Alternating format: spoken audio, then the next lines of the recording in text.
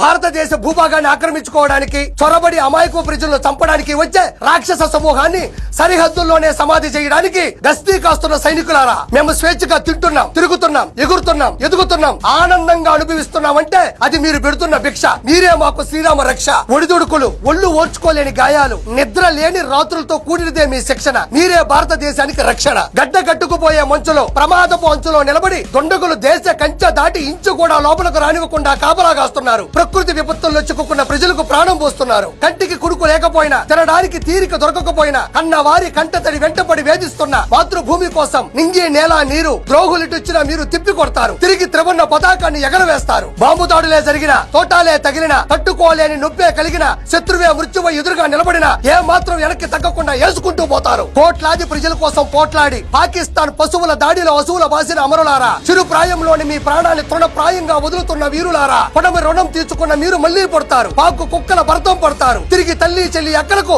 సింధూరం పెడతారు. బంగళాలు, బంగారాలు, పొలాలు, స్థలాలు, ఉద్యోగాలు ఎన్నిచ్చినా మీ రుణం తీర్చుకోలేనిది, మీ మరణం మరువలేనిది. కనీ పెంచి దేశ సేవకు పంపాలి అనిపించి తమ బిడ్డల్ని భారత గడ్డకు త్యాగం చేస్తున్న తల్లిదండ్రులకు, ఎంచుకున్న రంగంలో ప్రాణాలు పోతాయని తెలిసిన పెంచుకున్న దేశం మీద పిచ్చి ప్రేమ కోసం పరిగెడుతున్న సైనికులైన మీకు నా సెల్యూట్. ఇది డ్రెస్ కాదు, ఉగ్రవాదుల్ని ఓచా కోత కోసే అడ్రస్. భారత మాతాకి జై. జై హింద్.